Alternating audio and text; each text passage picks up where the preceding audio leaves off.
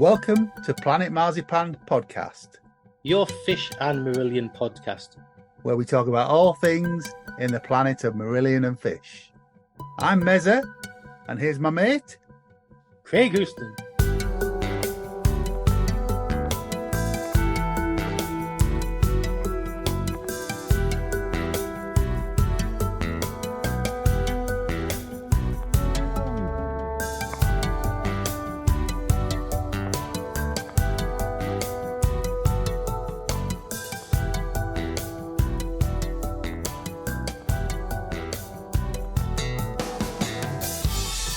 Hello and welcome to the debauchery that is. Start again. No, we're going. Yes. Bollocks, that's it. That's the intro, guys. You fucked it. I'm swearing. It's all kicking off. This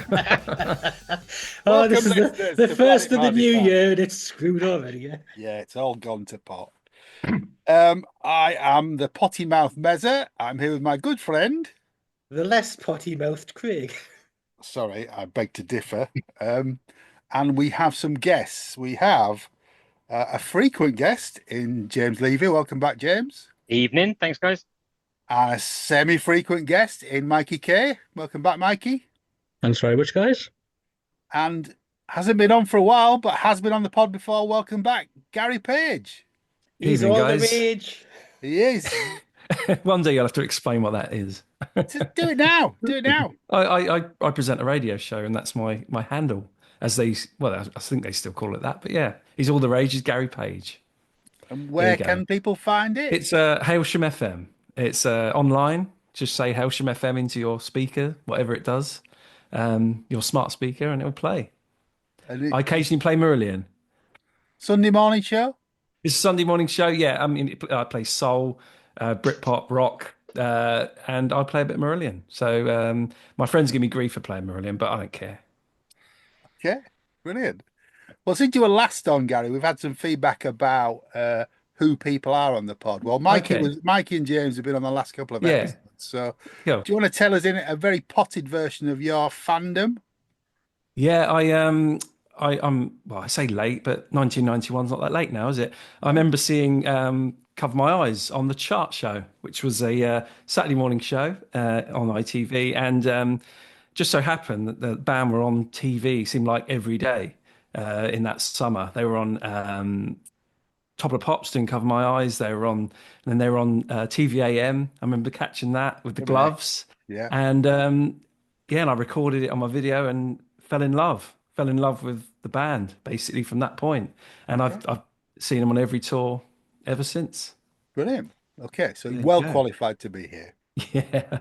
Sometimes I don't feel like I am with esteemed guests, rubbish. But, you know, You just can't have any. You've got the knowledge. You just don't talk enough shite, Gary. That's all. That's all. Too polite. We'll bring you down to our level. It's going to happen. So, as you can see from the title of the episode, we are here to discuss Ice Cream Genius by H. But if we do a proper Planet Marzipan version, it's Ice Cream Genius or Bollocks. Well, yes, we will come on to that, won't we? Steve Hogarth's first proper solo album from 1997. I'll read, there is a Wikipedia entry for this. So, Ice Cream Genius is the title of the first solo album by Steve Hogarth, singer of Marillion. It was originally released in 1997 on When Recordings. It was released in North America in August 1998 with different artwork and with the extra track The Last Thing. So this was released on the 27th of February 97 according to Wikipedia in the UK, Craig. So how old were you when this came out? I was the ripe old age of 24. Ooh. And before we started recording, didn't you say you were 21 when it came out, Gary? I was 21 in 1997. So the dinosaur thing, well, we'll get to that. But okay. yeah, all right. It's kind of appropriate. So it says on here though on the Wikipedia that it was on When Recordings. Was it not on Castle just the same as not the Raw Power, but was it not on Castle as well? No. Right, on the back of my CD that I'm just looking at here, it does actually say When. It says When, but it also has got the intact imprint as well. Yeah. But then in the small print, it says it's a division of Castle Communications. Yay, thought as much. Craigie Wikipedia's Cadia on has the tonight. fucked up. Gotta let him have his moment, haven't you? Gotta let him have his moment. Where's your CD, man? You should have been able to prove that. It's in the garage, all boxed up. But I've got a Rocking the load of stuff table to up, dig isn't out. it? Yeah. Loads of, and I've got like how many versions of it? Because there's that extra one with the bonus track, which was the B-side. But that's the White one. one. Yeah. Yes. I want to talk a little bit about the lead up to this album, particularly because we've got James on the pod this evening, and James has had access to some of Mr. H's demos, I think, haven't you? Yeah. There's a box up in the attic named H's stuff, and in the box that says H's stuff was all or most of the writing stats and bits for this album. Okay. So I think the lead up to this was, and we'll probably expand a little bit when we get into the individual songs, but he had some of the lyrics really from, I think, of the end of the How We Live days into the Marillion days, into Season's End. He's tried out some of the lyrics for a couple of the songs during the sessions afterwards from Holidays, and Afraid of Sunlight. And then he was due, if everybody knows the story, he was due to play a leading role in Tommy in 1996, which fell through. So he decided, because the band sort of had booked 6 months space for him to do that he would get on and, I think, like Rothers did and Pete did and Ian did, get on with some solo stuff. So really he wrote the album, start with sort of on his own, sort of the beginning of 96, January, I think I'm looking at there, January to sort of March. Then went to, had Mike Hunter over, and him and Mike worked on a couple of the tracks, putting it together, mainly around Cage. And we'll talk about Cage in a bit.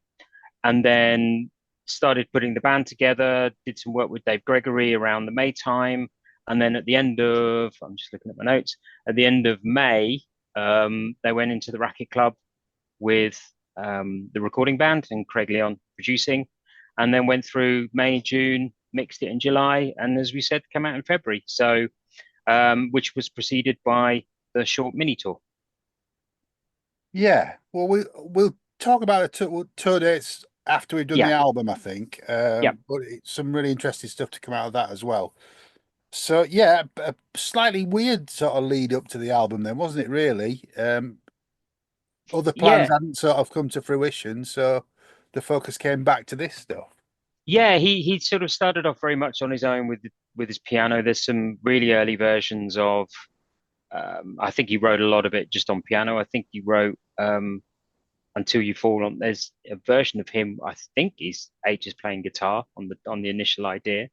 There was other ideas knocking around with, had some lyrics that became Marillion songs. Okay. He had an early crack at Cathedral Wall. Some of the lyrics for Power appeared on some of the ideas, and also, thankfully, it didn't happen, a very early version of Neverland. I thought you were going to say Hope for the Future. No. Where's Mark? Where's Mark to say marry your sister? Yeah.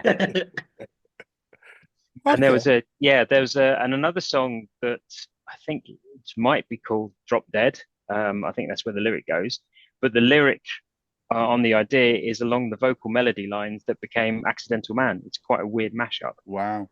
Some of the stuff that you hear must fry your brain. It must. It is, yeah. And the weird thing is when you talk to the band about it, they know the working titles more than the finished titles, because usually the working titles are going up right up to the end of mixing when it changed. You talk with them about, you'll see the odd thing on set lists, like, what's that? It's actually the working title because that's what they know it as. So yeah, I do hear a really sort of parallel universe almost where songs could have gone. Yeah, I struggle with the bonus disc of Clutching at Straws with the Fish lyrics over the Season's End tracks. So, that blows my mind. That's enough for me. But yeah, so really interesting time. So I think quite a few of us have managed to get promos of the album in advance, didn't we? To be fair, I Done can't even remember if silence. I've got. No, okay. I can't remember if I've actually got the promo or not. So everything's all boxed up still. So. I got the EP and the promo of the album from I Was can't it remember what it's London? called in Notting Hill Gate. Is it Book and Record Exchange or something? It could be. I got them from there anyway. So there was a 3-track EP with You Dinosaur Thing, Cage and Nothing to Declare, and then a full album promo without a sleeve. And that was early 97, I think. So yeah, the full album came out, as we believe, on the 27th of February, although Mikey, did you say H's website says different? I think it says March 3rd, but I think that could be wrong. I think that was the date for the single. Right. Okay. I remember it being really hard to find. I know we talked about it off air, but it's my sister was luckily working at Woolworths back in the day, and I remember ordering this and the single and all the Strange Engine singles because they just weren't appearing in my local record shop. No. It was a strange time, but yeah, she managed to get them for me a week early. So God bless Sharon. Yeah, when Dinosaur Thing came out as a single, me and Mikey did our usual trawling of all the record shops in the northeast. And I mean, you're talking HMV didn't stock it, Outprice didn't stock it, Volume, Windows, all of our usual haunts didn't have a copy at all. And I found one single copy in I think it was RPM in Newcastle. Yeah, and so I snaffled it. It was the only one, and Mikey's only just. Oh, mate, he's never forgiven us. He's only just got a copy like now. Last week, yeah. Literally last week, yeah. Craig, can I request that when you edit this, you put the Hovis music under that story? Because every time that you do this, you talk about not being able to get singles, and you took your bike to the top of the hill and you found one. Top of the hill. It was grand. But it was time, wasn't it? It was a time when nothing was available. Like with the castle shop. stuff like that. Yeah, a couple of years beforehand, the EMI stuff you could buy, you could get anywhere. What do you think about him putting it out under the moniker of H? Well, that was as successful, as I get in geek mode now, that was as successful as Enterprise not having Star Trek in front of it. The screw the pooch there. Sorry, there were words there. Meaning nothing to me. What do you think of it?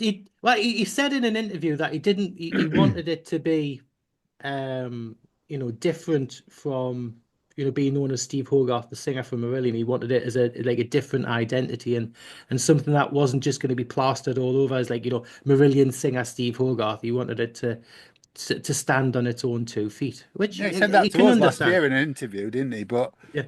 I think he just held it back. If he'd put it out under, I mean, the American one certainly has a sticker on saying current lead singer of Marillion. Yeah, it does.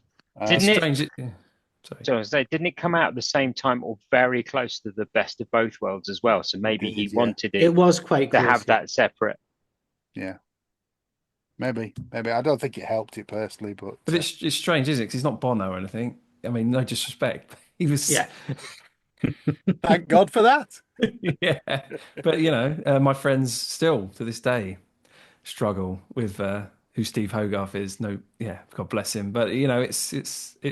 I don't see why putting Steve Hogarth on the front wouldn't have kind of hurt it in any way. I mean, the music's slightly different, as we'll come on to as well. So he tried it. He tried and he failed. Let's be honest. But it's funny though, because if you look at the video for You Dinosaur Thing, it wasn't made for 2 pence. You know what I mean? It's a proper video. It's not Man of a Thousand Faces video, is it? It's definitely not Man of a Thousand Faces video. It wasn't an expensive video. Much better for it. And it's a fun video. So check it out on YouTube, guys. It's made by the guy that took the photos, isn't it? Yeah, Niels van Iperen, however I've kind of cock up the pronunciation of these. But again, it was almost like it should have got like a proper release. Yet the physically amount of singles roundabout wouldn't have even covered the cost of the video. But anyway, that's me. But going back to old man complaining, Okay. I'll start shouting at the pigeons in the sky. Cut the Hovis music now. That story's over. Shall we talk about the album and the music therein? The build up. Did we have any particular? Because me and Mikey were talking about this earlier on today.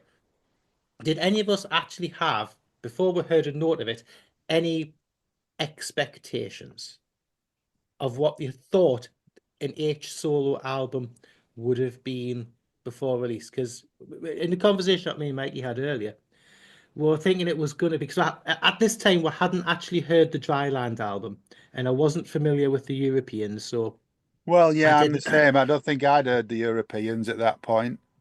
So we were expecting not exactly, like Phil Collins coming out of Genesis and doing like a complete pop album, but we did expect something a bit more commercial, will we say? Yeah, A bit more like something a bit more Holidays studio. Yeah, I don't know what I expected at the time, to be honest, but listening to it last week, it's not really commercial, is it? It's kind of No. it's not a million miles away from Marillion, It's not, is but it? No. but it's beautiful. I love it, but there's, apart from obviously You Dinosaur thing that was going for a obvious pastiche of a kind of Britpop song, but other than that, it's just kind of it takes a while to kind of really get under your skin, but when it does, it's, as I say, it's incredible. It's very Hogarth, isn't it, really? Because it's all over the shop. Oh Yeah. yeah. I mean, as knowing H as we do, it is just so very him. Yeah, yeah. I stumbled on it. I didn't really know it was coming out. I think we mentioned this in the TSE where I sort of lost touch a little bit with the band. And I found a copy in Record House. And I think it was next to Best of Both Worlds is what I went in for. And it was there. I was like, oh, okay. And yeah, so I didn't have any expectations because I didn't know it was going to be there. Actually, you've just reminded us of something there, James, mentioning Best of Both Worlds. There were some A5 flyers going around a lot at the time, and there was a couple of variations of the flyer, because on one side, it had Best of Both Worlds, and on the other side, there was an advert for, I think this came out later in '97, an advert for Fisher's Sunset on Empire and This Strange Engine. Yeah. And I think there was one version which actually had Best of Both Worlds on one side, Strange Engine, and Ice Cream Genius on another one. Vague recollections of seeing those flyers around at the time. Okay. Come on, we're going in, boys. First track, Evening Shadows. And yeah, we love that one then. Yeah, great. Okay. The thing I love about the Evening Shadows, and I remember when I first heard it, it sounds like he's working it out as he's playing it, which I absolutely love. And it's not till obviously the band section comes in that it's got a bit more structure, but it is very like when you go and see H live. He's kind of feeling it out, and the timings aren't so what you would expect. And he's kind of feeling it out, which I think is genius. It's all synths and piano, isn't it, at the beginning? And I would listen to it again today, and to me it sounds a little Gabriel-esque, a little sort of first album Gabriel type thing. Yeah, but I can see that. Sets the scene for the album, and it's quirky as anything, isn't it? Really. I think that's what sets it off really well for the album, because it is that quirky. It's not like, I think if you'd have started off with You Dinosaur Thing or something like that, it's like, oh, okay, I can get the pastiche and stuff. But doing something completely off the wall, as Evening Shadows is sort of like, oh, okay, now we're in for a bit of a ride. Yeah. And again, it's just a quirky track to open an album with. But you see, I agree with Gary. It's stretching out just to feel at what the song could actually be. On the writing tapes, the first version you hear of Evening Shadows is pretty much there. It's not like a song that he worked on a lot. I think it was more sort of the second half where the sort of everything kicks in a bit, that's what he worked on. But the beginning of it was from the first sort of writing clip. It's pretty much in that form. So which is say, it sounds like he is finding his feet as he goes with the song, and sort of like maybe like the sort of naivety of it, and thought, yeah, that's exactly how it's going to be. It's a good opener, and it sets up the next track really well, I think. But also, there's a thing that they posted on Wikipedia from the Wed magazine, and H has actually put a brief intro kind of thing to each of the songs. So I think we might as well go for it. use them. So it said about the evening shadows, it's about a little creature that wakes up at night and wreaks havoc. It's a bit like Lucy in the Sky with Diamonds meeting Sid Barrett in a dark alley, which I think is a great little that's a great little explanation of it. Yeah, it's about gremlins. Could have been. Don't get them back. Don't feed them after midnight. It's a bit like us, isn't it? Yeah. I think the obvious route as an album opener would have been your Dinosaur Thing or Really Like. I think Really Like would have been a great opener, yeah. But I think the fact that The Evening Shadows does open it up, that song meant a lot to me when it was released, because I could identify with the lyrics, because I was very much a two different person. My nighttime life, my daytime life were just two separate beasts, and it really struck a chord smiling, with me. Craig. Hey, come on. Me and Mikey have been such close friends for 40 years. I know where the bodies are buried. That's why I'm smiling. And yeah, it just struck a chord with me. And I think using that song, that was him just basically saying, this is me. This is what you're going to get. Here we go. So yeah, love that song. I think it's stunning to this day in its simplicity. And I always love the transition as well between that and Really Like. I don't know what it is, but I just love the transition between those two songs for some reason. For me, Really Like is where the album starts, really. I think it would have been a better first single than Dinosaur Thing. But, but you're right, it's that juxtaposition between the sort of looseness of Evening Shadows and then the more sort of focused pop angle of Really Like. Kind of brings it into quick focus, I think. Yeah. Are we on to Really Like now? I think we're on Really Like now, Because I was reading today that he wanted Chris and Tina from Talking Heads. He did. As the rhythm section, which would have blown my mind. Yeah, that would have been amazing, wouldn't it? Yeah. Although Chucho does a fairly, Chucho and Clem Burke's. It's not bad, is either, are they really? And also with the cheese grater and all the other kitchen equipment, Louis Jardin's in this track as well. Sorry, Louis Jardin. Who's that? Isn't that cheese? Louis in the garden. Yes. What? Louis Jardin. I had that in France recently. It was very nice. I've made it one cup. Do you want to try that again? No, I'm not. Louis Jardin. Brilliant. We're getting back to Rod and Rod Smallwood again, aren't we? Yeah. So bring back Rod. Bring back Rod. We're renaming Craigipedia to Wonkipedia. Yeah. Any other comments on Really Like? I really like it. Good. Thanks. Promote really. This is going to be boring for your podcast, but I love the drum sound on it. It's like it's got this kind of rattly kind of thing that Ian's done it a bit, but it's got this kind of driving rattly sound that like a loose snare or I really like, and it's like cracks and pops and it's so that's just me as an ex-drummer. Yeah, one of the notes that I wrote down today was that I think Ian would have had fun playing drums on that track. Yeah, because it's tight but it's loose at the same time. It's quite funky. I think he would have enjoyed that. James, anything from the demos about this? Or I think it Really Like, sort of looking for all the bits and pieces, it came quite late, and I think H worked with Dave Gregory on this one. Dave Gregory helped to shape it. Yeah. But I agree with Mikey. I like the sort of funkiness, looseness of it. And yeah, it's the sort of it's a great opener, and maybe it would have made a sort of a better single because it's just and it's fun live. Yeah. And I Yeah. think that's probably I'm going to say that for most of the tracks. I think when the H band played these songs, they came into their own. Yeah, definitely. But that's not to do the album down at all. No, is no, it? no, not at all. Not at all.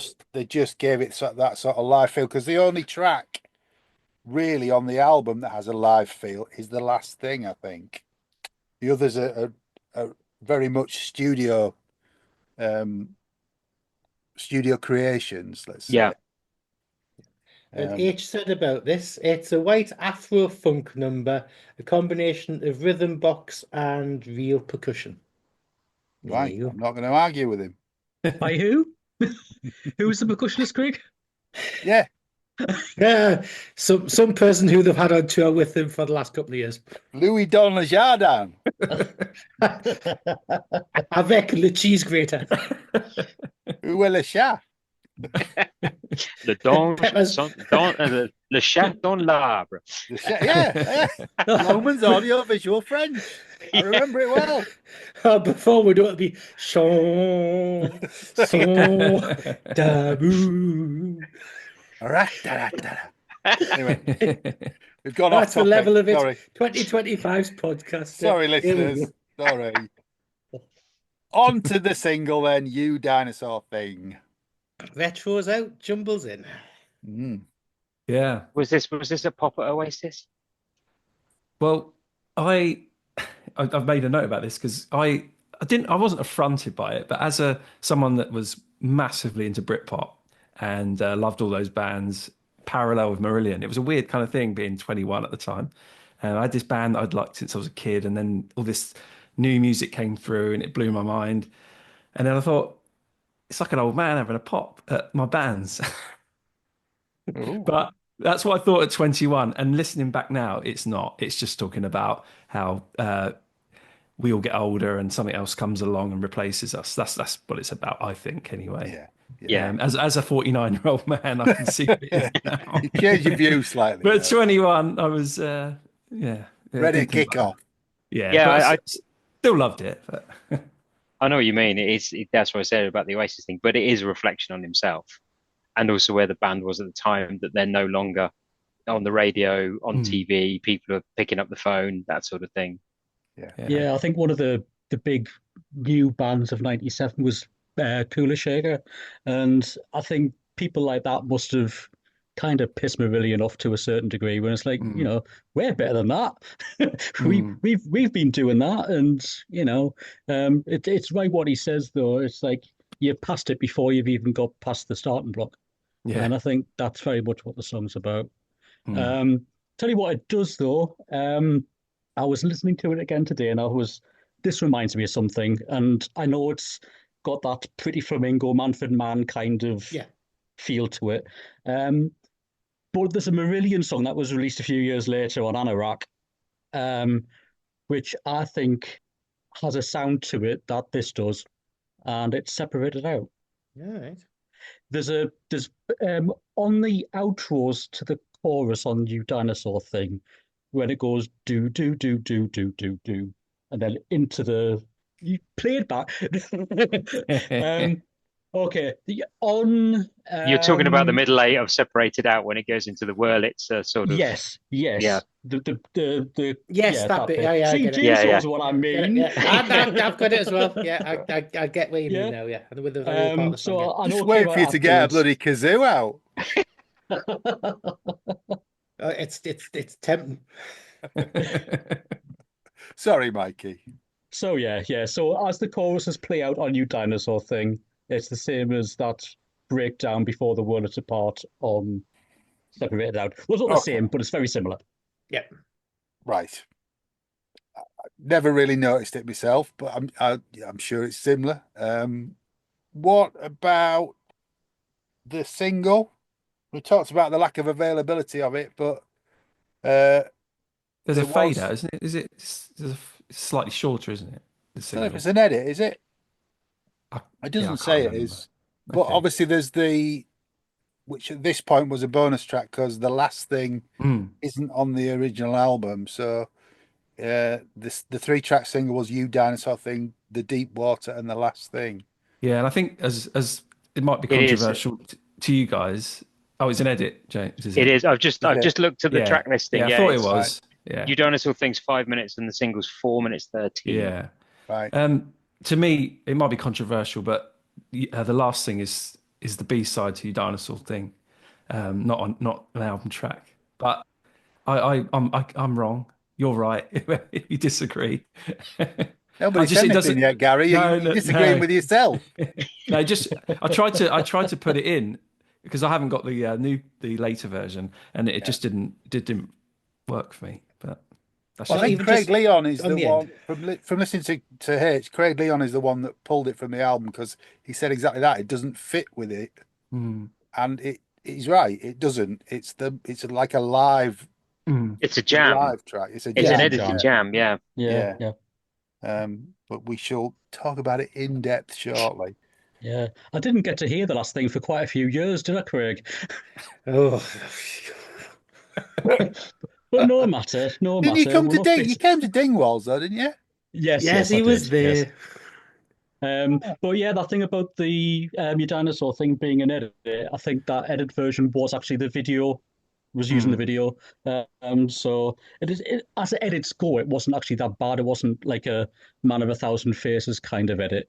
But I have to say, guys, I don't think you'd get away with that video in 2025. no. I didn't see it on TV. I saw it. I remember seeing it in Oxford. They did a radiation.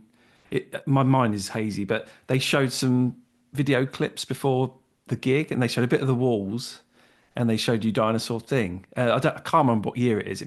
Is it 98 for the 98, yeah. radiation listening Yeah, part? 98. Yeah. That's such a long time ago. So yeah, that's when I saw the video for the first time, pre-internet. I like it. That's cracking tune. Yeah. It is, yeah. I'll do the H's Yeah. explanation on it Mr. there. H. This is a 60-ish homage, whichever pronunciation you want, to old rock. Back to Somebody Mr. else should read Jardine again. these. It's a homage. Homage from Mr. Jardine. Homage. Homage. Drop the H. Homage. We are old rockers in someone's eyes about the fashion aspect in music and being past it before you've even got started. Everyone who's heard it thinks it's about Oasis, but it's all about us. Yeah. There you go. There you go. You should have told me that back in the day. Yeah, you'd have felt better then, wouldn't you, Gary? Yeah. No, I like that song. I'm not. I don't know if I actually said that. I really like that song. It's good. It's good live. Yeah. Good Good live. chorus. Yeah. Yeah. Really good chorus. Doesn't Craig Leon play? Does he play 12 string on that, or is it on Until You Fall? Anyway, doesn't matter. Next track is The Deep Water, which is 8 minutes long. Yeah, this musically is a bit odd. I quite like the tune, but it just reminds me of what you used to say about A Few Words for the Dead, Yeah, where it's like 6 minutes of noodling and then the song finally kicks off. You cannot diss A Few Words for the Dead while I'm on your podcast. I'm not dissing it. I'm just doing a John reference. I can. That's why I wasn't invited to that episode, isn't it? To be honest with you, I didn't bring it up. He brought it up at the time. I changed my view on it slightly, but yeah. I mean, the first 4 minutes are really sort of slow, brooding, sort of keyboard sounds. They're very evocative of water, though. It kind of conjures up that sort of imagery, but not a great deal happens. I love this. I Well, absolutely of course you adore. do, Mikey. Yeah. Because it's a bit more ambient. That's why you love it. Well, no. And for Georgina, who wrote in on Facebook and asked if there was any tracks that we thought that Marillion should cover, this is the one for me. It's not the obvious one that everyone will go for and choose, but I think this one. And I'll tell you for why. Because I think the first 5 minutes would be Steve and Mark on keyboards. Toilet, bar. It reminds me, if you took Memory of Water and Opium Den and they had a child, this would be it. And Memory of Opium. Yeah, Memory of Opium. And the last 3 minutes, the bass is fantastic, the drums are fantastic, and the guitar works fantastic. And I think Marillion would do the song really, really well. I want to put a caveat in because the version on SPQR is fucking amazing. It's just, I don't know, it's a bit slight on the album, I think. When the groove kicks in and the drum machine kicks in at 4 minutes and the tablas and the bass all come in, you know, it really fills the sound out. It's a real groove then. See, I love it before that bit when it's all bit he's singing kind of within himself, and then he just opens up. And it's "You Are My Wildflowers." So I can't remember the lyric, but he kind of his voice starts to soar. Sorry, and then it's and then it kind of opens up, and then it goes into the jam bit, which I love. Yeah, I really like. I like that beginning of it. I think it's evocative. It's sort of got a bit of, although it's not exactly the same. There's a little bit of the Brave, you know, that whole leading up, building up and building up and building up, where you hit almost crescendo the second half, where the rest of the band, you know, kicks in. But yeah, it's one of the ones that took me a while to really like and appreciate on the album. It's sort of, you play it and you go, okay, it's still going. Yeah, I'll sort of look at your watch and stuff like that. But actually, it's a sort of, as I've listened to it more and seen it live, and you really think it's like the water. It's like flowing. It's one of those songs that H does so well that he puts, as you say, with his almost within himself. Then he opens up and it sort of takes you on a bit of a journey, and I like that. It is very filmic. Yeah, I think it's as filmic as anything on A Fade of Sunlight or those. I mean, he just paints pictures with these words, and the music just backs it up perfectly. Honestly, I think it's a stunning piece of work. It reminds me of kind of 90s Kate Bush. I don't know if anyone else thinks that, but yeah, I can see what you mean. Yeah, I know where you're coming from. I'm not a massive Kate Bush fan, but I know what you mean. Like the Ninth Wave stuff. Yeah, it's kind of got all that kind of stuff going on. Yeah. There's a few sort of 90s bands that actually, when you're saying about that, that bring it. I'm trying to think of the one. Was it Ladies and Gentlemen, We Are Floating into Space? Oh, yes. I mean, Spiritualized. I love that. Yeah, Spiritualized. Yeah, that sort of really ambient type of music is, you know, that sort of reflects that, and almost like Portishead-y a bit as well. Yeah, a bit, yeah. And Massive Attack, and that sort of aligns, you know. Which is probably why I'm not a massive fan of it. Yeah. None of those bands appeal to me, but live it's great, you know, and you know, when the H band had Dahl in it with the tablas and everything, fantastic live. So do you want to hear what H had to say about this one? Yeah, go on then. Now this will be interesting, especially for Mikey there. This is a poem set to music. It's a poem about my own death and my own love. The music is like a movie, very visual and ambient. But at the end, the water runs dry to a desert and turns the song from ambient to rhythmic. It goes Arabic and a little like the Doors. So very, like you say, Marillion, death and water. Was there any difference in any kind of demo version or early version of this? Or was it quite? I think it took a while for him to come up with the sort of final structure. And I think the second part took a while and then sort of really coalesced when they got into recording it. But it was there, sort of the main structure of it was there from the beginning. I think he had sort of the idea in his head where he wanted to take it. So it was just about him playing with structures and where the chords were going to go and things like that. As sort of he worked on the demos and then into sort of more with the studio. But actually, we didn't ask about Dinosaur thing. We'll just dip back a bit. Was there many different versions of Dinosaur thing beforehand, or was it ever even considered as a Marillion track before, or is it always just no? An H it's track? Always been H. I'd say there's only really from the albums, and I'll get the songs that have sort of were tried out for Marillion. But You Dinosaur thing, I think the earliest version was H working on the chorus to a drum loop, and then I think it was. Hang on, if I look at my notes. I think him and Mike Hunter worked on a little bit on the structure, and then it sort of developed from there. There we go. So the next track is Cage, which is the only track on the main album that is credited to somebody else as well. So Mike Hunter gets a writing credit on Cage. Yes, This is H&H. It says H&H, but it's Mike Hunter. It is Mike. Yeah. He's the one that really put the loops and everything behind it. Sort of the first version of Cage was almost like how he does it without the loops at an H natural. It was really stripped back, quite melancholy, sort of really slower than it is on the album.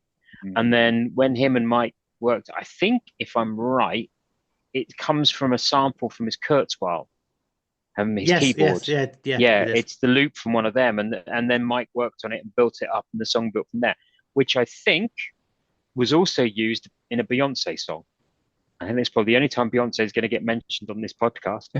But I think remember somebody said that she uses the same sample, right? But Cage took a while to tell you wrong. Cage took a while to come together, but I love Cage. I think it's a great song, and live it just expands, and when they play around and jam with the end bits and things like that. But I loved it sort of from the beginning. It was one of the songs that really, when I first heard the album, I thought, oh, this is great. Yeah, it's been one of my favorites since the beginning, and also it goes to show that how popular it is, because he used that for the EP for Live Body and Live Spirit, didn't it? Cage was like a EP single for that. Just on that point, before I forget, on that live Cage EP, there's the Urban Spaceman demo, which was on the potential running order for the album at one point. Oh, right.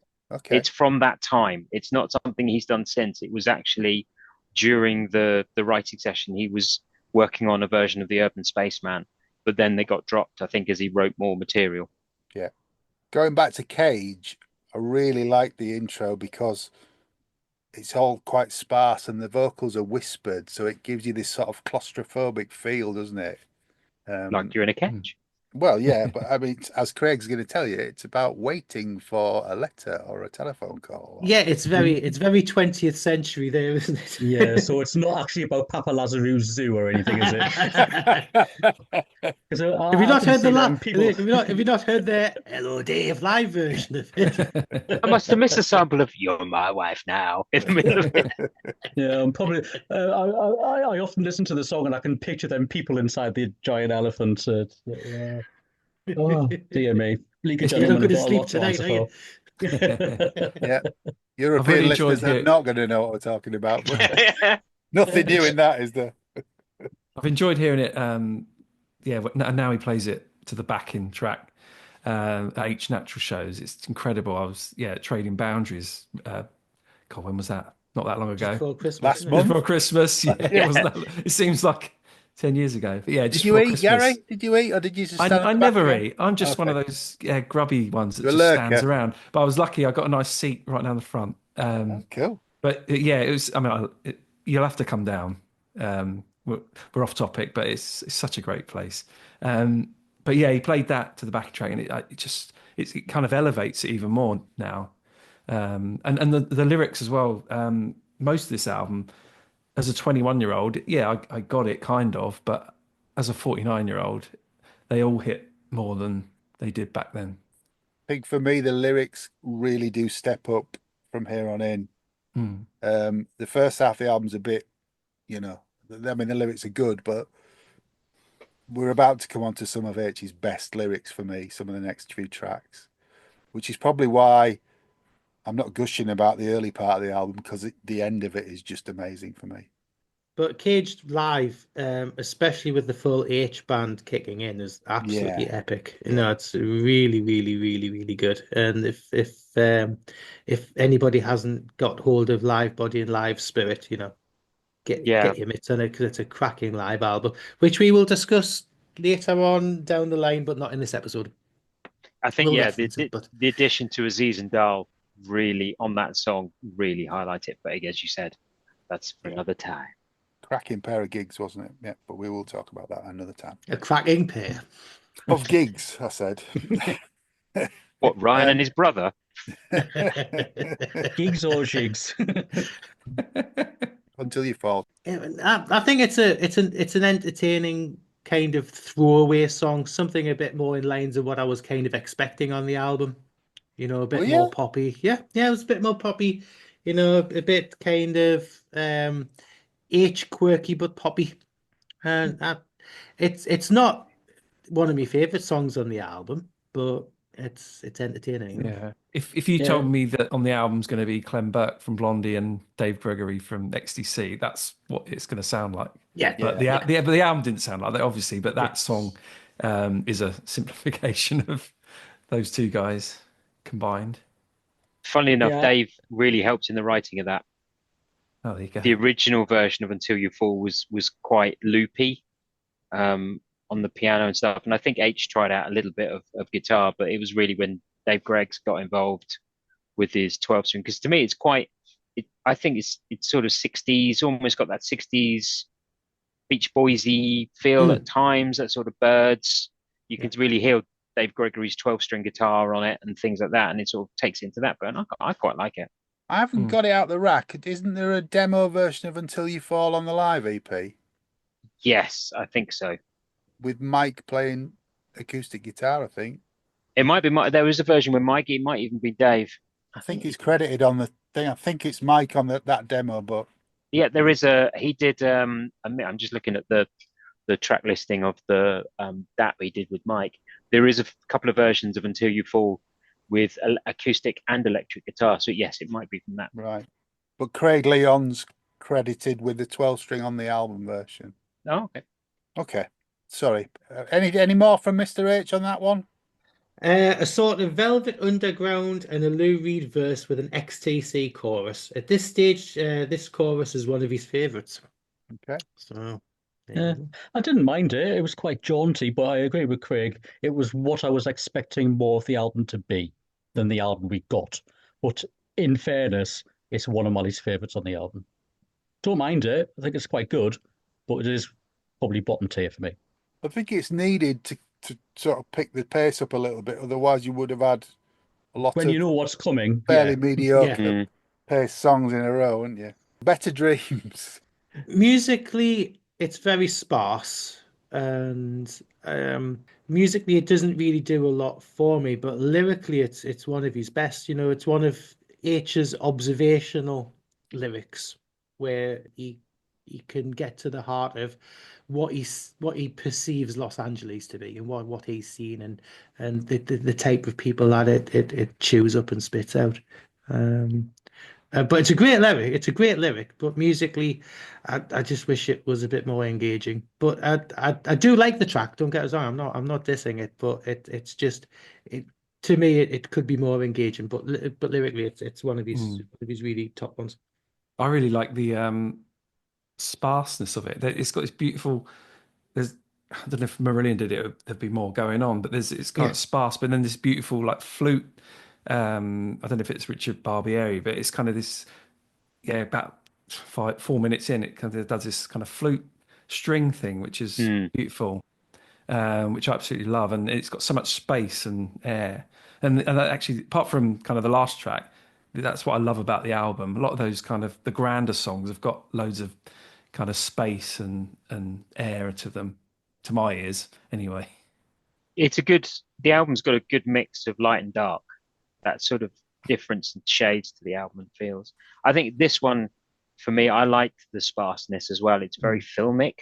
It's very, you can almost picture what he does. It creates pictures in your head of, because I think it's about his time. He's one of those first times with LA with the Europeans.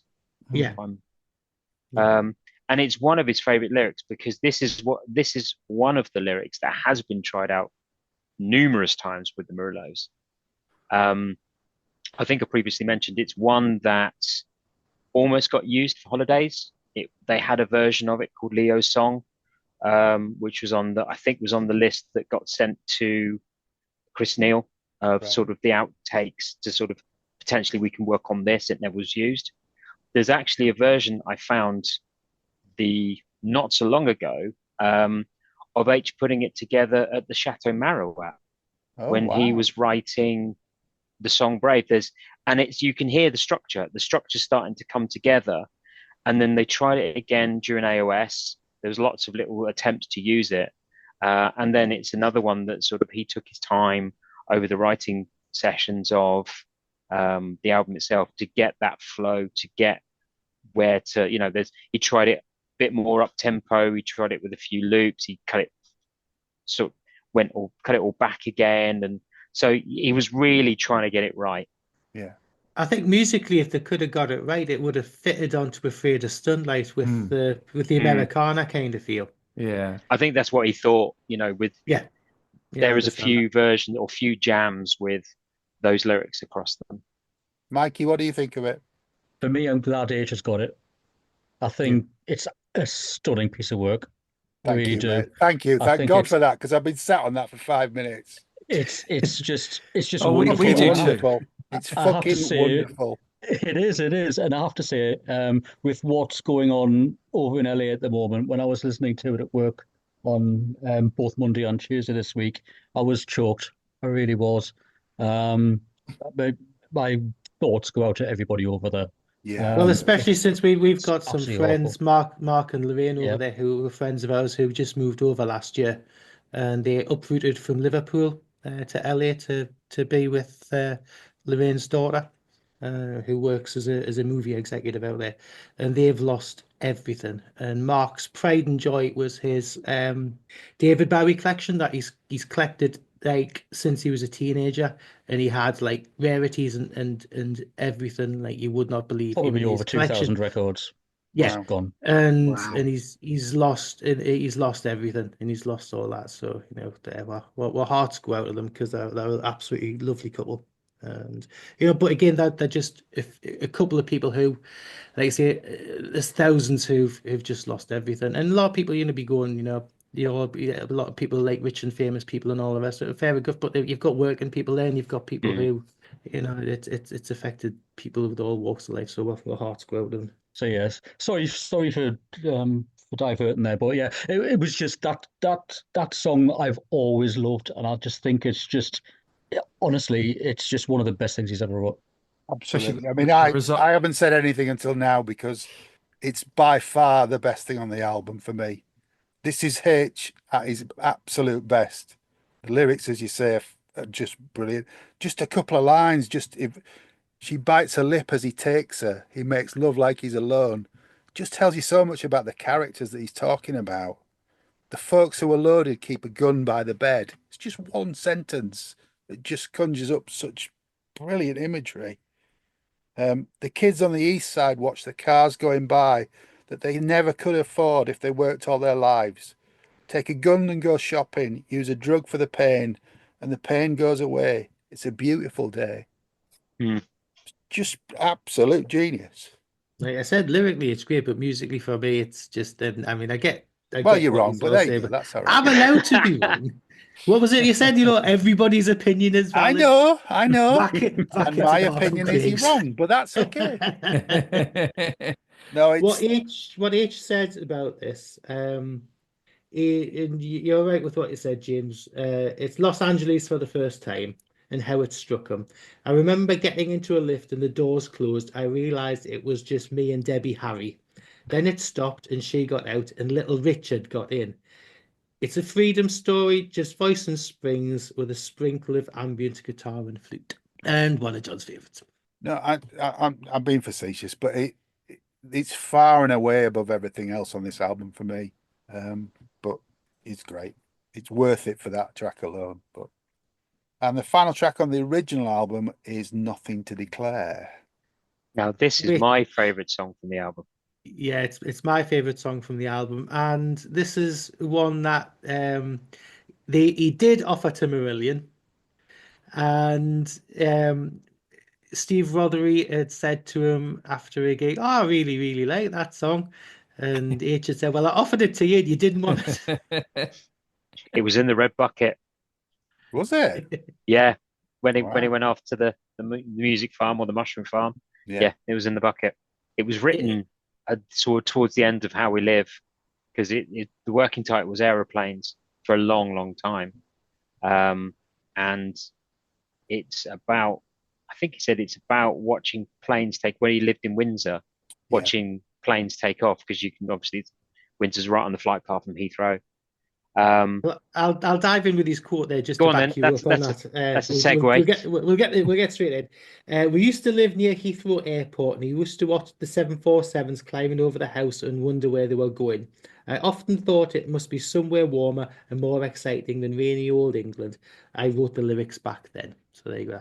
That's we've dived in early with that bit. Yeah. It's I don't know how they do it. I don't know how the band do it. I don't know how he does it. But going back to the last song, it sounds like America. But then this, excuse me, this one sounds like rainy England. It's I don't know how they do it, but it's just a beautiful way of expressing kind of place, which is kind of, I guess, why we love them, because they've just got a knack of doing it. And does it on this song, which I love. Mikey? Yeah, yeah. What's not to like? And like I said earlier on, I think it's the one that I think most people would say, I wish Marillion would do this, and it's perfectly understandable why. Well, could you For imagine a me, Rother's solo in this? Yeah. oh yeah, yeah, Yeah. absolutely. I've got one gripe with it, and I just don't think it's long enough. Yeah. I think it should have been played out longer at the end. It just seems to fade away to nothing, and I think if the Murillos had got a hold of it, I think that would have been played out better. Well, that was my sort of thing from listening to it this week. Yeah, I'm used to listening to live versions of Yeah. Nothing to Declare, which just yeah, soar at the end with a big solo. yes, And yeah, this yeah. kind of just peters out, doesn't it? Yeah, absolutely. So that would be my only gripe from a studio version point of view. But for me, it's kind of reminds me, the verses are very Sting, and this is not in a bad way. If you think of like you think, was it Russians? It kind of reminds me of that, Yeah. the Pizzicata. Yeah. And the choruses are like some of the best things that Tears for Fears did on Yeah, Seeds of yeah, Love. yeah. It's those two worlds marrying into each other for this track. I just think it's amazing. Yeah, I Really never is. thought it's a bit head over heels, isn't it? The chorus. Never Yeah, thought A about little yeah. that. bit, yeah, yeah. Over my It house, yeah. it's when you listen, if you listen to the demos and stuff compared to the final thing, when Richard Barbieri sprinkles his magic over that song, that all that sort of ambient stuff in the background. Because I think on the first day of In the Studio, H sort of said, "Oh, can you make a noise that sounds like a 747?" And the beginning of that is what he did, and he was like, "Wow!" But for me, it's like it's what makes Richard Barbieri Richard Barbieri. It's such a great song, even on the album. I agree with you as well that it fades out too soon, and because I'm used to listening to the live version, and that just flies. Yeah, it does, absolutely. But it's still, it's a great track. The standard of the end of the album is way better than the beginning for me. Those two tracks at the end are absolute standouts. Nothing to Declare is brilliant as well. Probably not quite as brilliant as Better Dreams for me, but still up there as as a fantastic piece of work. I mean, it's worth sort of name checking the guys. So we talked a lot about Richard Barbieri. Dave Gregory's all over this album as well, with some sort of some of the more sort of sound colors, really, rather than anything else. Chucho Merchant, the bass player, played with the Eurythmics, was a member of the Pretenders, real sort of pedigree bass player, and some real funky stuff on some of these tracks. And then Louis Don Jardin, just hitting anything, Our French friend. anything and everything. It's a heck of a Clem Burke. Yeah. What? Just we'll talk in a minute about the garage gig, but Clem Burke done half hit the drums, done he? Yeah, He's only got one set in, Clem. full on. Bang and clatter. Yeah, Didn't H say he was showbiz? That's his yeah, setting. yeah. A hell of a band, really. I mean, Yeah. but as you say, Gary, it would have been great to hear the Tom Tom Club Yeah. Talking Heads guys on a track or two, Mm. if that would have worked out. But yeah, but But a that would, great album. yeah, that might have kind of attracted a few more fans as well from other genres and more cooler bands, shall we say? Yeah. Having the Tom Tom Club on it, yeah, definitely. Shall we do the last thing then? Hmm. Anybody want to start? Which is an absolute cracking track. You mentioned earlier on, that it doesn't necessarily fit with the album's sound because it's like a jam really, but Yeah. it's a cracking tune and it's got some real power to it. And live, it rattled your rib cage. I can tell you that. Yeah, it's even darker and more foreboding live than it was on the the record. It came from it came in the record club. I think H had the sort of he actually had the lyrics during Afraid of Sunlight, and there's a version on the jams in Afraid of Sunlight with that sort of vocal melody with actually quite a good pumping peak bass on it, which sounds really quite good, but obviously didn't fit with what was going on around at the time. And then they jammed it in the studio, put it together as a song, and as you said, Craig Leon said, no, it's not fitting with the rest, but I really like it. And it's another track that's grown on me over time, and especially hearing it live, because I think live it really comes into its own. Yeah. Yeah. I like it live, but I'm not a fan. Okay. I just think I agree that it has got a very live sound to it. It is a very jam sounding thing. I agree with the producer, it didn't belong on the album. It was relegated to a B-side. Great as a bonus track on the reissue, but that's it for me. It's just filler fodder. Don't like it. I love it. I think it's as live as you can get. And it's got that hook. We say we want the truth, but it's the last thing. It's brilliant when it gets to that point. Was and it should have been on the album. Was it on the? Because I've obviously haven't got this version, the original. Is it? Yeah. Is it at the end or I can't It's, remember? it's Is it the in the last middle? track on Is it the on the on the back? Okay. reissue. They just whacked it on the end of there. Yeah. Yeah. I kind of Isn't thought that? they put it in the middle. Sorry, go on, Gary. No, in my head, which is wrong. I thought they'd put it in the middle, which No. I think at the end it makes more sense, definitely. Yeah. Isn't that version a different mix to the first version? I don't know, James. I've not compared them. I've read somewhere that it was done slightly different, whether it was mastered slightly different or something. What for America? Because this is okay. I mean, there's other versions. He's issued it on Poison Apple as well more recently. Yeah. Well, I imagine it must have to master with the rest of the tracks. I guess it must have been mastered to fit. Maybe it was the original was slightly lower. I don't know, but if you know, listeners, please comment below. Yeah, have the rights issues been sorted out? Because I know when we were talking to H, he was kind of like, who's actually got the rights for the album at the minute? Because it seemed to be. Well, he's about to issue it on vinyl, so I hope so. Oh, well, that'd be good. It's coming out on vinyl this year. I think Adele have got it. Yeah. Yeah, Ear Music. Yeah, Ear Music. So I mean, it would be really good to get a deluxe version. Well, I was just about to say that to James. Actually, a deluxe would be lovely with some demos, James, and a surround mix. If you can influence that, that would be brilliant. Take my money now, James. Right, Lucy, are you listening, Ninny? Are you listening, Ninny? I'll send you my email address. We've got a favour to ask. Can we pretty please have a deluxe version of Ice Cream Genius? Thank you very much, please. Yeah, it doesn't need remixing in my opinion. It's perfect as it is. No, but a surround mix. Oh yeah, sorry, John. Sorry. Yes, of course. For you, John. A surround mix. Yeah. And a Blu-ray with the documentary and the video for. No, I don't need a documentary. Just a surround mix will do. All right, right. If we're asking for it, you've got to go big to get. Go big or go home. Yeah. Go big or don't get what you want. Yeah. Okay. So I'm guessing the album didn't chart, then, did it? I don't know, Mike. Are you going to tell us? No, I've not checked. I've not checked. No, I know what was at number one. I do know know what was at number one. Here we go. Spice Mikey's Girls. run down. Go on. Spice Girls. Yeah, what, Spice. The debut album was at number one. Of course it was. Yeah. Didn't have a hope, did he? Well, John could have gone for the surround mix. You know what I want? What I really, really want. He could have been Old Spice. He could have been. Anyhow, he promoted the album with a 4-date tour in February '97. Was it before the album? It looks like it, yeah. Yeah. Yeah. So February the 9th, 10th, 12th, and 13th.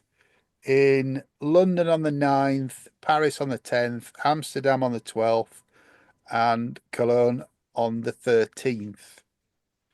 And I think three of us were at the garage, weren't we, for the first gig?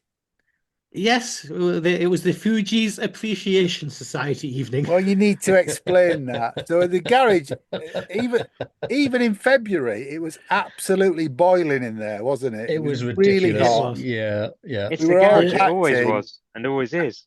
We were Yeah, all because packed in. Well, this is the old garage, not the new one. So Yeah. yeah. But we were so all the doors, packed in, and yeah, the then doors opened at 7, and H wasn't on till 9 gone o'clock. 9, So, yeah. and they only had one CD of music playing, and there was no support act. So for 2 hours, we had the Fugees album on repeat. Yeah, So one time, 2 times, 3 times. absolutely. It was hell. It Now was you've got a Marillion fan base there, and the Fugees was not necessarily going to be on the top of everybody's favorite playlists at the time. Not denigrating the Fugees, but Has anyone ever checked and it wasn't H that chose that CD? well, it it could have probably been, was. but yeah, probably. But it was a great gig. I mean, it was packed, and the rest of the band were there. They were all showed Yeah, up, it's the band and off the album, isn't it? So it's the only time I think that Clem toured with him. yeah, and Um, Rothers and Pete and Ian were there as well. Not on stage, I hasten to Not add. on Yeah. stage, no, No. not on stage. They were in the audience to go and show support for the mucker. I mean, to be But fair, they could have played on kazoos for 2 hours after 3 hours of Fuji's playing. So after being beaten into submission, we would have been grateful for anything. But no, it was absolutely fantastic. I think Aziz was in the band though, wasn't he? Because he's the set list on Setlist FM is Aziz and Rich intro into Really Like. So I Aziz presume was Yeah. Aziz there. was in the Yeah. band Yeah, then, yeah. yeah, I can't remember myself, but yeah. I So can remember that. what was Yeah. the set list then, Mister? the set list was Really Like, You Dinosaur Thing, Cage, Better Dreams, King, Evening Shadows, Deep Water, finishing with Nothing to Declare. And then the encore was The Last Thing, Senses Working Overtime, and Living for the City. And then they came back on and did You Dinosaur Thing again. 2 time. So it wasn't the longest gig, but it was great. It was really good to be there. It was, and it was. Remember at the time that it was odd that there was only one Marillion song. We were expecting more, but it wasn't disappointing because it was the atmosphere of the gig was really good. Yeah, And I think everybody was fully enjoying themselves, and the band seemed like they were having a whale of a time on stage. definitely. And Clem's bloody loud when he plays live. In a small Especially it venue must like be in the that. garage because that's not a big venue, or Yeah. wasn't a big venue, and still Yeah. the Relentless garage is not big either. I've got very, very vivid memories of seeing Andy Rotherham there, but I mean, if you weren't there, Andy, I've dreamt it, but I think you No, I were. think he was, yeah. But yeah, it was exciting. You know, I think this was our first time hearing this music. So, but then there have been subsequent sort of H band tours where he's played a lot of the album. And I know you've said we'll talk about it at a later date, but there are live versions of most of the album on Live Body, Live Spirit, aren't there? Yeah. And there was, I mean, we saw the H band a good few times. I know when they did the Union Chapel gig, that was an absolute corking gig. It was, yeah, it was great. And I mean, any gig at the Union Chapel's always special. It I is. wish you'd Played bring there. them back, but I think it's you know, it's easier to play a H natural gig, isn't it? Yeah. I'm one of those people, on his podcast, he mentions about people just didn't buy tickets. I'm guilty. I was probably, I don't know, had no money or Oh something. no, he's talking there about the H and Barbieri gigs. Oh, yeah. Yeah. Well, he has mentioned the H band as well. He kind of does a little side thing about how tickets weren't great, but I think for the UK, the tickets were fine. I think it was he when went it was abroad. abroad, the tickets Yeah. weren't selling as good. And obviously the H and Barbieri thing just didn't happen because don't think there was. I think there was more interest if he'd advertised it as a H gig or a H band gig rather than the H and Barbieri, because I don't think there's been a lot of love for those Didn't he albums tell offhand. But didn't he talk about it on the Corona Diaries? I think was it he did Yeah. a while back. Yeah. would have lost his house or something if they'd gone ahead with the gigs. Yeah, So because it rather was a than few that, gigs, wasn't it? It wasn't Yeah. just the one. Yeah. So that's why he cancelled the tour, which is fair enough, really. But it's a real shame. But yeah, anything else you want to add, boys, about Ice Cream Genius? Ingenious or bollocks, it's genius. Well, to be fair, I Well, think Ice we should Cream play... Bollocks is a different title, isn't it? I think we should play Ice Cream Genius or Frozen Yogurt Bollocks. Well, the title, wasn't it? The title was from Craig Leon that said Ice Cream Genius all over that. Yes. Yeah. Yes, And then he right. took Ice Cream Genius. Yeah. Yeah, I was last week year-old when I actually realised that. I don't know why it didn't sink in way before now, but I thought, oh, that's actually really clever, isn't it? Yeah, if you haven't heard the album, give it a go. And Well, it's don't on have any- streaming now, so there's Yeah, not, yeah, you can don't hear have it any for free. don't have any like preconceived ideas about what you think it might be. Go in with an open mind and listen to it, because there will be something on there for you. Yeah, no, I Yeah. get that. I just can't. If you're a Marillion fan, I just can't see how you wouldn't love it. To be honest, it's up there. There's. I'm not going to mention those albums, but it's far and away better than some of the full-time job albums. But I'll leave No, it at that. mention them, Gareth. I'm not sorry. Do it. Controversial. Do it. No, because that You makes can me be the sound target man. Do it. Yeah, but it makes me sound like I hate those albums, but I actually like them. I'd say this is better than probably Somewhere Else. I would listen to this more than What? Somewhere Else. What? I would listen to this over .com if I had to choose between the two. See, I like .com, but I say we're all different, aren't we, John? We are. I love Somewhere I Else. love it. I No, love it. I- Say so controversial stuff like that. I really like Somewhere Else. This is where I get into trouble. But I'd say this is better. That's all. Well, That's all. Craig, do you want to say that it's better than a Marillion album? No. And Can I say- James knows where his bread's buttered. He's not going to do that. I can say it's better than a couple of Fish albums. But Whoa! Oh, I wasn't gonna go there. Wasn't interestingly, wasn't he going to have Stephen Wilson to produce it? But he was producing the Yes. Fish album. He Yes, was. yes, That's right. yeah. Yeah, good point, That was- Good Gary. nugget. Yes. Yeah, Good nugget. yeah, he did. I think it'd been offered that Stephen Wilson would have done it for him, but he'd only just done Sunset on Empire. Yeah. I was I felt like working we on needed Sunset Which at is the a time, cracking album. I'll give which is a that. Sunset. brilliant Yeah. album, and I am really looking forward to tackling Sunset on Empire, because it's by far one of my favorite Fish albums. I'm with you on that one. Yeah, but what we're You talking can, about you next can come week, on that Craig. Fish pod as well if you want to. What are you tackling next week, John? Trying to find it. That baby. James. Yes. Yeah, well, there you go. Yes. Spoiler alert, next week we are doing Fish's Field of Crows. And I shan't call it our nickname. What, You will. bovine? You will. But to be honest with you, folks, by the time you hear this, we'll have recorded it, so don't worry about it. Yeah. Do you want to do the readers' comments on Facebook now while we're at it? If you like, I'm not really geared up for that, so just bear with me for a minute. I've just realised you're not going to invite me on the Somewhere Else podcast.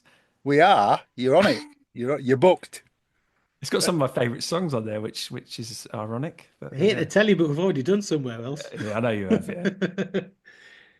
What we'll do, we'll invite you on when we do charting the single for Yeah. Thank You Whoever You Are and Say It Like a Baby and all the rest of it. Then you can go through the whole lot. So there you go. That's a promise. Hold us to it, otherwise you'll kick us. Okay. Okie dokie. Here Well, we we asked you on our Facebook group what you thought of Ice Cream Genius, and to be honest with you, you told us. Rick Gay said Never liked it. Sorry. That was quick. Yeah. That One of kills our my favorite theory. One of our favorite ladies on the planet, Georgina Wistow. I love this album. Didn't buy it till the Marillion gig at the Walls, and then just completely fell in love. Favorite track is the beautiful Nothing to Declare and Better Dreams. Well, tracks rather than track any. Say the single should have been a massive hit, if not just for the bonkers video. It is impressive to me that it is so Steve Hogarth, but not Marillion. I'd be interested to hear if others think tracks could be Marillion, as I think it's very distinctly different. Well, if you've listened, we've already said. Alison Higgins said it took me ages to buy it. Not sure why. I actually ended up purchasing it in Amsterdam in 2000, 2001. Not my favourite album, to be honest. Oh dear. Oh, this has really blown my theory, hasn't it? Everyone's going to like it. A certain Mark Kennedy, we heard of him before somewhere.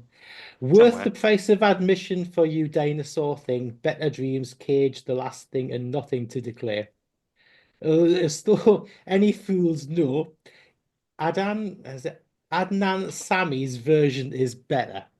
Now, that's basically when we used to go for curries in South Shields, an Indian's called the International. There's an Indian album that we used to play in, and Mark used to go, H Nick that.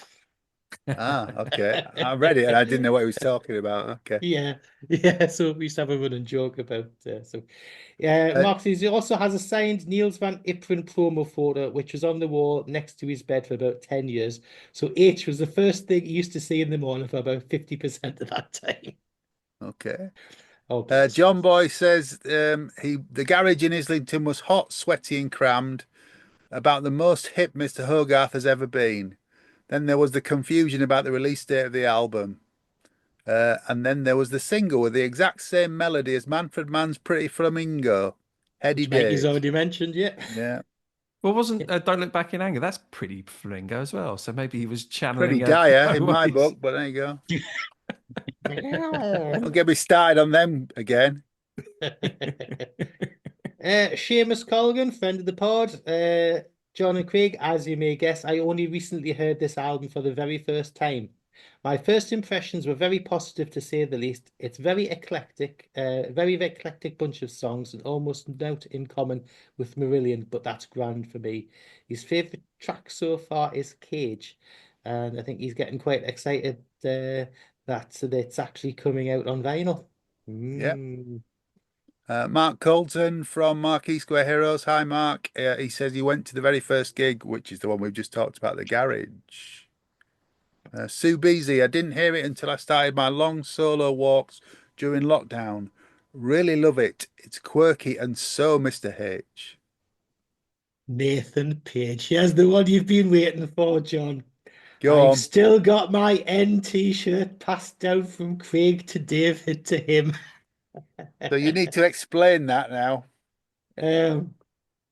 Yeah, well, since a certain Craigie here put on a fair bit of weight and then lost it again, way back when I my H t-shirt, I passed that down to Mr. Dobby, and then Dobby passed it down to Nathan, so it's been around a bit. But the N comment has been a running joke for the past, was it 25 years now?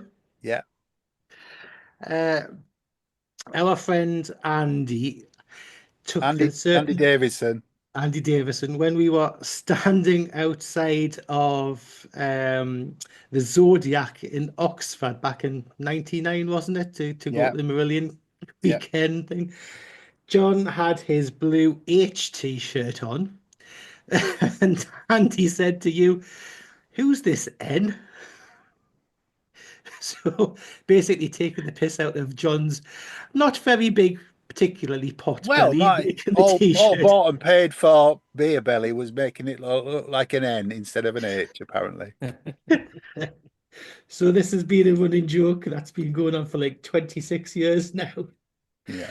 And you've never let it be forgot. Well, no, there you go. Paul McMillan says, I remember its release from one of the Marillion web forums back in the day.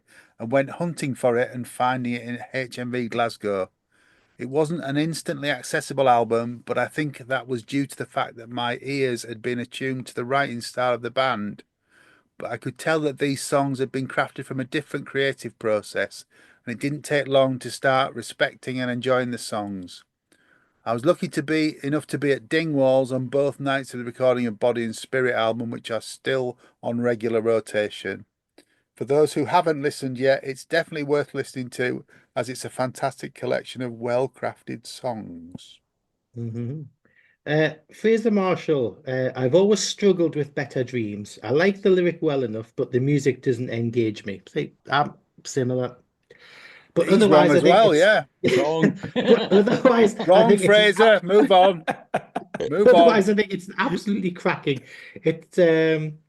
His love for the album was really cemented by the Dingwalls gigs, which were not only excellent shows, but introduced me to folks who would become some of my favourite people in the world, and indeed led me to meeting my wife.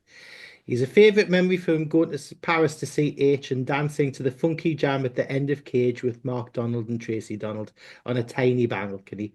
We'd hoped to say hello to H afterwards. It would have been his first time meeting him, but there was a kerfuffle about arrangements for his family, and he was in a poor mood, so we shuffled off and found a cocktail bar instead. Why not? There you go. Kester R says it's a really good album, lots of really great stuff. My only slight criticism is that overall it's a little slow paced, which I noticed if I listened to the whole thing. I was at the garage in Islington for the first show. After it had finished, we hung around, finishing our drinks before driving back to the Midlands. As we did, Mr. H himself appeared, walked up to us and asked if it had been okay. Of course, it had been great. Robert Pereso, such a great album. I remember getting an import copy in the US, so atmospheric and pop all at the same time. Wasn't able to go to any of the gigs, but being fortunate to hear a few of them. Yeah. He's never taken it abroad though. He's never taken it to America or anything. But that might change slightly because next year he's playing in America, isn't he, at that festival? Yeah, Prog Stock, is it? I don't know. Yeah, something like that. Yeah. Felicity Pryke says, I have no idea when I got this album. I wasn't keeping up with Marillion much at the time, but I went to a few H gigs when I moved to London around 2002 to 2005. I think there was a Union Chapel one in there somewhere. Yes, there was. There was. Was that before or after Marillion played there? Good question. Before. No, after, because it was the Christmas in the Chapel. It was first, I think. December 2002 was Christmas in the Chapel, yeah. And then it was it was 2003 for H's. I'd have to check. We got the t-shirts done for that, which was we had the front pew club, didn't we? We did, but we weren't sat in the front pew, as people pointed out. But that wasn't the point of the t-shirt. No, okay. Felicity goes on to say the H band was incredible. I remember Pete playing bass at least once. I don't think I went to the Body Spirit shows, but I'm sure I went to another at Dingwalls. It was an exciting time for me as a Marillion fan, post-Anarachnophobia, just getting more into the band and making friends in the community. And the H band was a trigger to get to the Marillion store in Birmingham for marbles. A long story which I won't type here. I need to ask you about that when we review marbles. John Nicholas, aside from Better Dreams, which is a piece that I've always struggled with musically, I love this album. A great collection of songs. If I had to pick out a favourite, then it would probably be Cage, especially as performed on the Live Body and Live Spirit album. But the rest are all great in different ways. I know it's unlikely, but I still have hope that H will get the H band back together. I was lucky to see all but one of the H band's London shows, which were all brilliant, and was sometimes even better than H's other band. Is it any coincidence that you've dug out the comments that say that Better Dreams isn't very good? I couldn't possibly comment. All right, okay. I will finish with Darren Moore, who says, for some reason I missed the first tour, but went to a few gigs on the 2003 tour, including a mini trip to Europe. Pete played bass on this tour, and it culminated with a great gig at Union Chapel. There we go. Well, thanks, guys, for all of your comments. I mean, there's more there, but this episode has been very, very long, and we're not doing it as a two-parter. So, I hope you've all been comfy with your your cups of tea and your biscuits to put up with us Yep. for the last hour and a half. And you'll be glad to know that there's no favourite slot in this because it's not out on vinyl yet. And there's no surround mix, so we won't be boring you with that either. So I think you'll want to do poor your John, poor favourite John. slot. You think you'll want to do your favourite slot? Your favourite slot. Your favourite slot when it comes out in the summer. I think we'll talk about it in the summer, yeah, absolutely. Anyway, all that remains to be said is thank you very much to Gary Page. Thank you, guys. It's been a pleasure. Thanks, He's still Gary. all the rage. Mikie Kay. Even if I... Nope. Thanks, Mikey. Thanks for having me, guys. Thanks for having me. No, thanks for coming on. And James, as ever, thank you to the guru, James Levey. Thank you. Always a pleasure, boys. Thanks, mate. Legend. And thank you to my other half, Craig Houston, OBE, MBE, CDM. BBC ITV available for private parties. Yeah, thanks for listening, folks. It's good night from me. And it's good night for me. Take care. Who wants to do it? And stay alive! Yay! Thanks for listening to Planet Marzipan Podcast. Please like and subscribe from whichever platform you get your podcasts from. You can contact us at planetmarzipanpodcast@gmail.com and check out marillion.com, fishmusic.scot for all the good stuff.